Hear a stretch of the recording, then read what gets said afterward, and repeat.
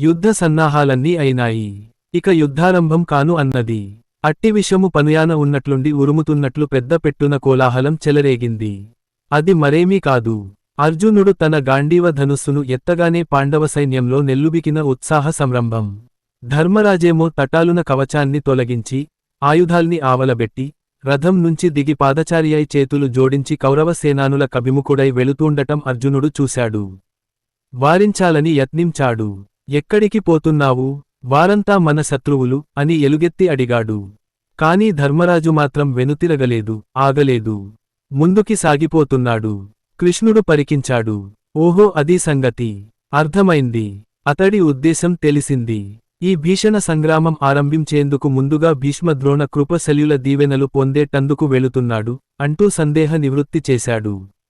దుర్యోధన పక్షంలోని సైనికులు యుధిష్ఠిరుడటువైపు రావడం కనిపెట్టి, అతడు తమ బలాన్ని చూసి తమతో పోరాటానికి భయపడిపోయి, సంధి కోరుకుందుకు వస్తున్నాడు. వట్టి పిరికిపంది. తమ్ముల్ని వదిలేసి పారిపోయి మనతో చేరాలని వస్తూ అన్నట్లున్నా డని అపోహపడ్డారు. ధర్మరాజు తిన్నగా భీష్ముణ్ణి సమీపించాడు.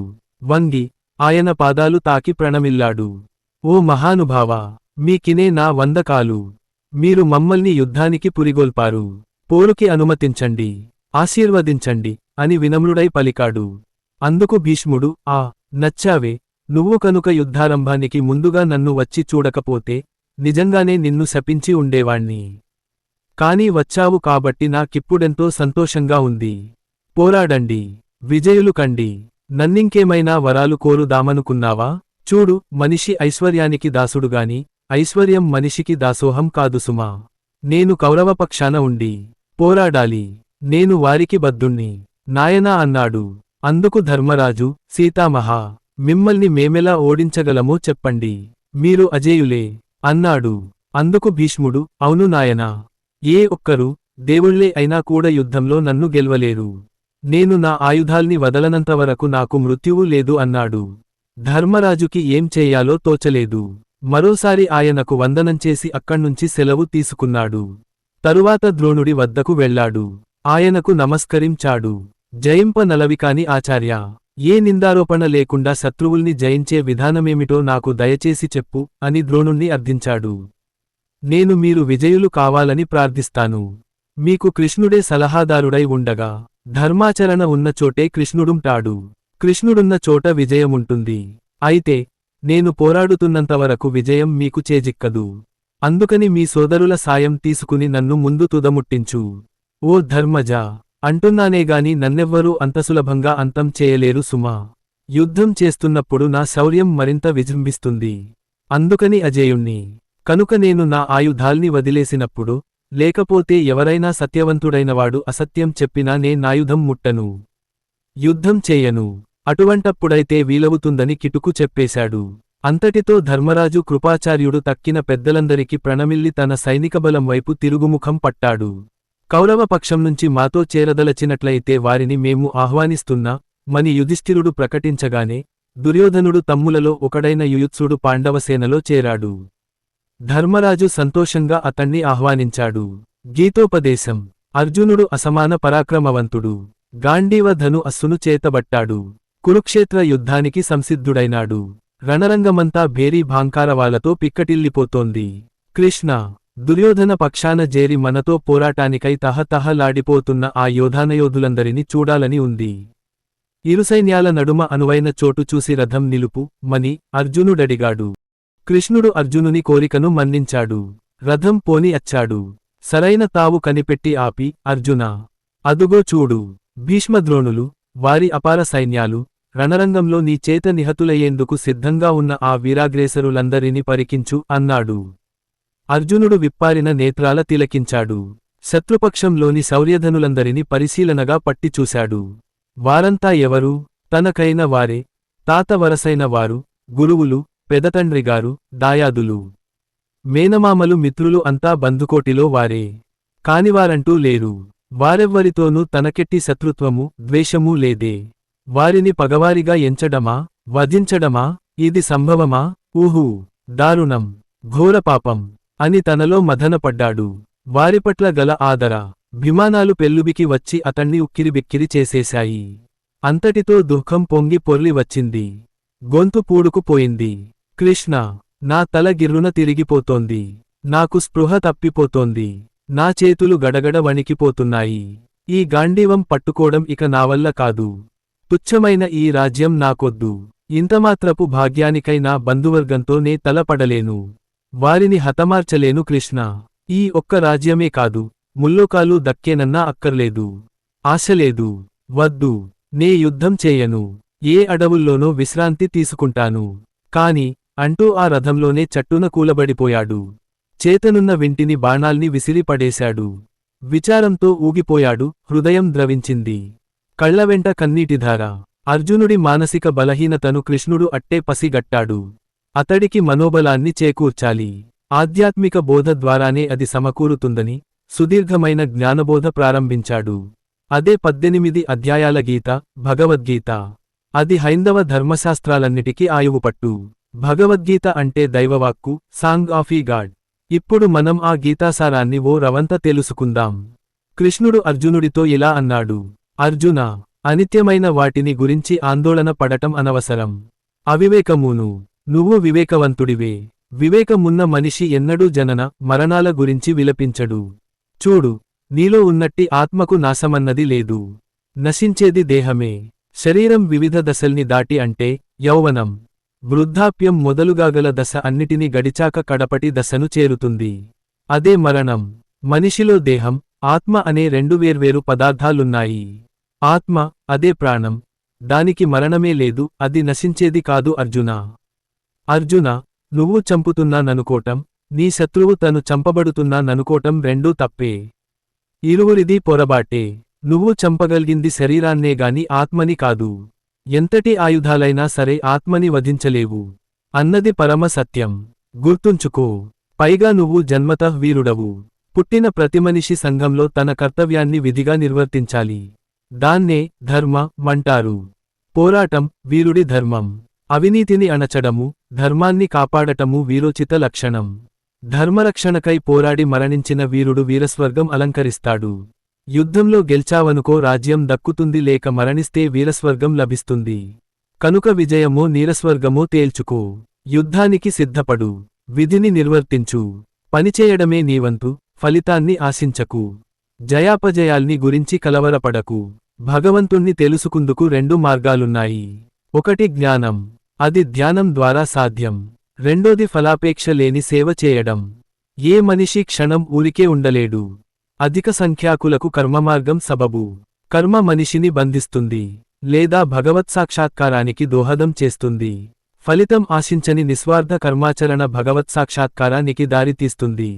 ఫలితాన్ని ఆశించకుండా పనిచేయడమంటే చేసే ప్రతి పని యొక్క ఫలితాన్ని భగవత్ కైంకర్యంగా భావించి చేయడం.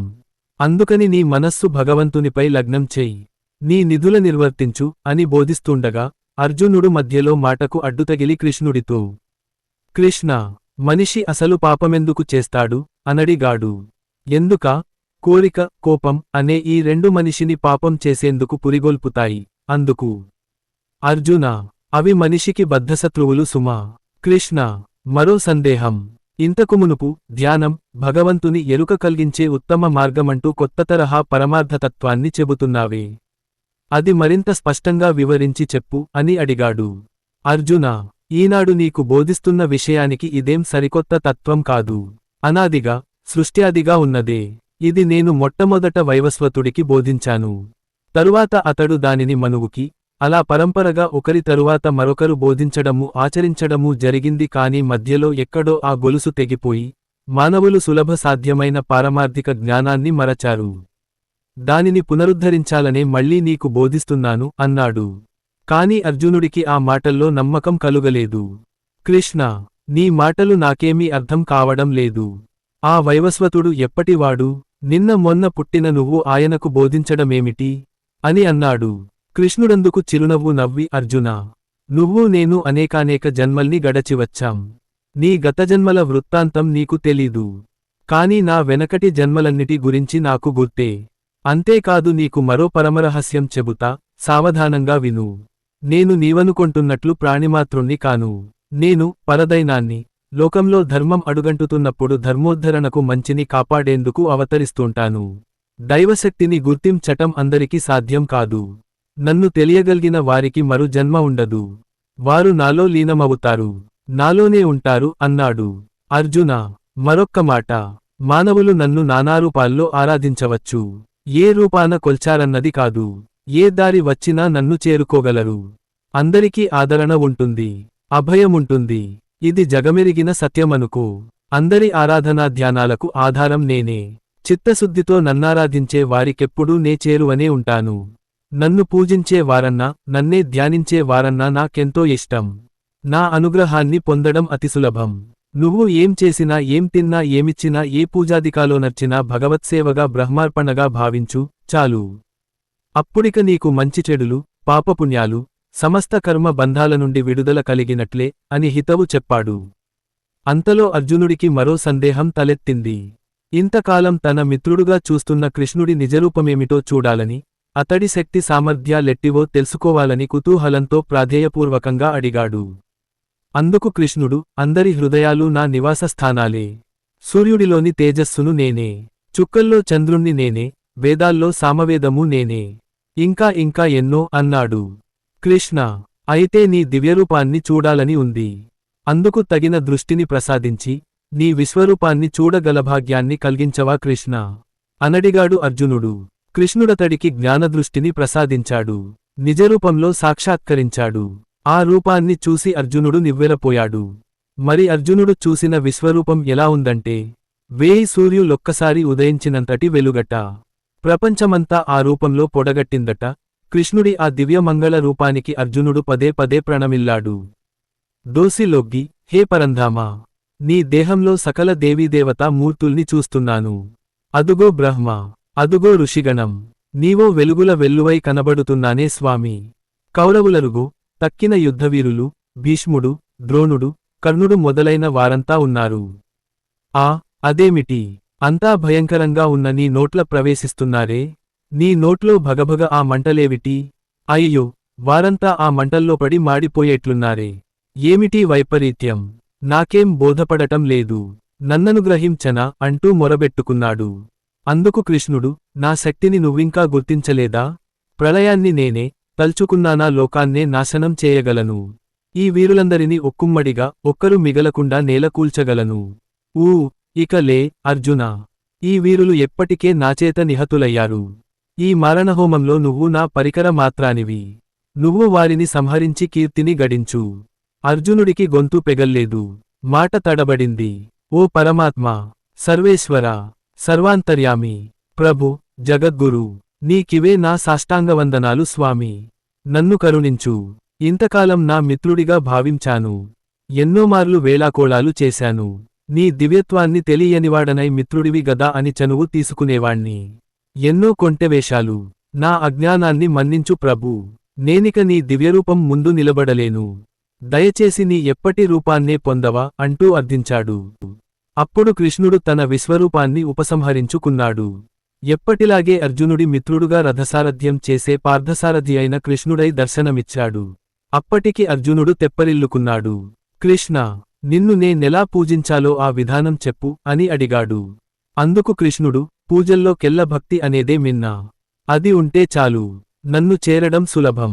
భగవంతుడే తమ సర్వస్వమని భావించిన వారికి నా అనుగ్రహం తథ్యం. ఏకాగ్రచిత్తుడవై నీ మనస్సును నాపై నిల్పినప్పుడు నువ్వు నిస్సందేహంగా నా రక్షణలోనే ఉంటావు. నీ వెన్నంటి నేనుంటాను. అర్జునా, నువ్వు నాకిష్టుడివి కనుకనే నీకింతగా బోధిస్తున్నాను. నీ విధులన్నిటినీ నా కర్పించి నా శరణు వేడు. దేనికీ పరితపించకు. నీ పాపాల నుండి కాపాడే భారం నాది. కనుకనే నీకీ మహత్తరమైన రహస్యాన్ని వెల్లడించాను అంటూ హామీ ఇచ్చాడు. అంతటితో అర్జునుడు ఉబ్బితబ్బిబ్బయి, ఇక నా భ్రాంతి తొలగిపోయింది. నీ ఆజ్ఞానుసారం పోరాడుతాను అంటూ గాంధీవాన్ని చేతబట్టి యుద్ధసన్నద్ధుడై నిల్చాడు.